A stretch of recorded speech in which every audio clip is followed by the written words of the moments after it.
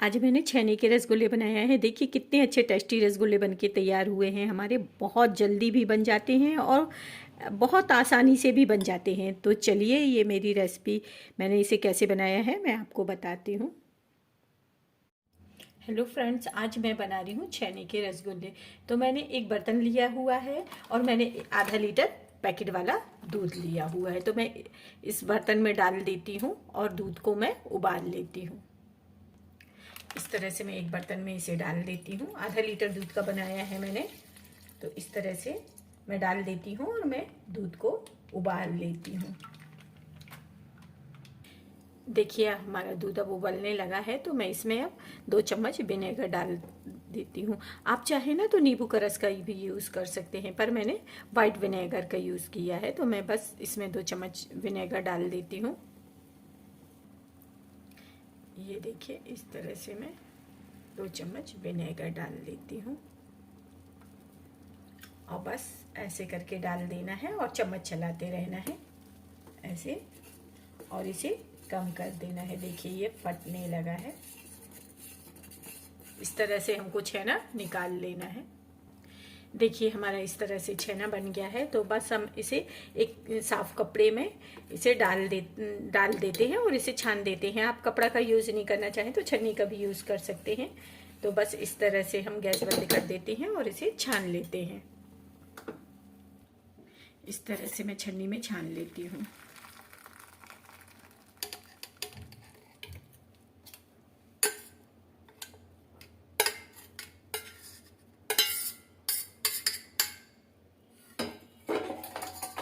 अब मैं इसके ऊपर नॉर्मल पानी डाल देती हूँ, ना ही ज़्यादा ठंडा ना ही ज़्यादा गर्म। तो इस तरह से मैं इसके ऊपर पानी डाल देती हूँ ताकि इससे विनेगर का टेस्ट जो है वो निकल जाए। और ऐसे हमको बना लेना है छेना। इस तरह से मैं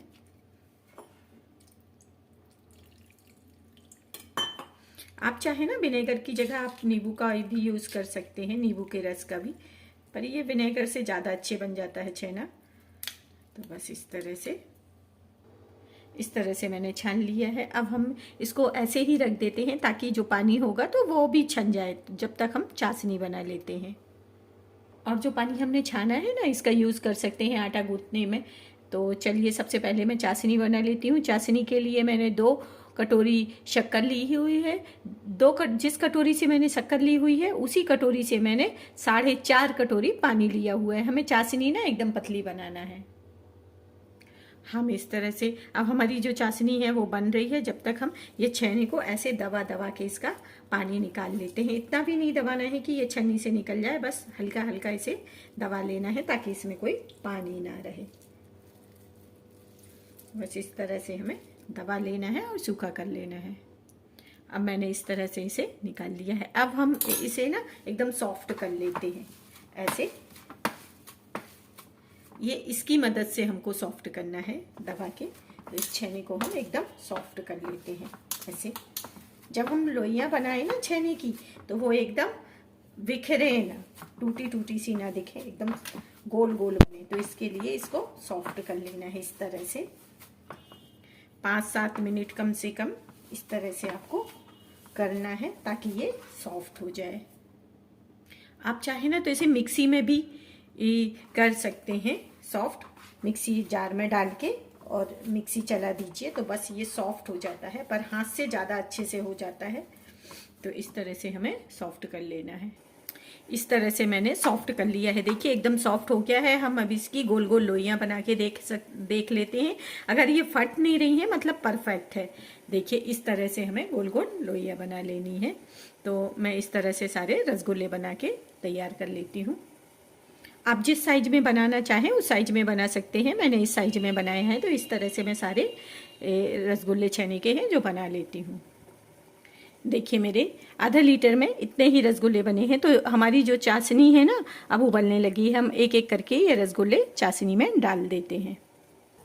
हमें ना चाशनी एकदम पतली ही बनाना है। तो चलिए अब हम एक एक करके ये रसगुल्ले इसमें डाल देते हैं। ऐसे करके हम सारे रसगुल्ले इसमें डाल देते हैं। चम्मच नहीं लगाना है हमें, बस इस तरह से हमें डाल देना है।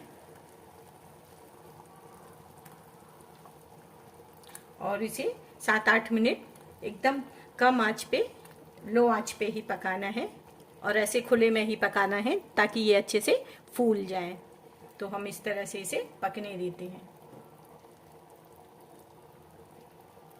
देखिए हमारे जो रसगुल्ले हैं इनका साइज़ बड़ा होने लगा है, ये फूलने भी लगे हैं।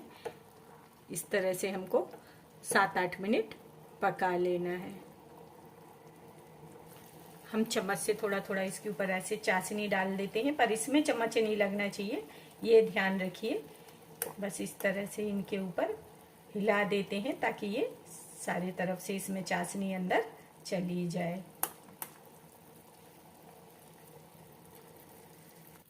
इस तरह से देखिए हमारे जो गुलाब जामुन हैं, रसगुल्ले हैं सॉरी, ये बिल्कुल परफेक्ट हो गए हैं, फूल गए हैं, बड़े बड़े साइज में आ गए हैं। तो अब हम इन्हें 1-2 मिनट के लिए ढक के पका लेते हैं। मैं इसे ढक देती हूँ। अब 2-3 मिनट हो गए हैं इसे ढके। अब मैं खोल के इसे देखती हूँ। देखिए कितने अच्छे हो गए हैं। बस अब हमें इसे 1-आध मिनट करीब खुले में पका लेना है और हमें गैस बंद कर लेना है। हमारे गुलाब जामुन बनके तैयार हो गए हैं।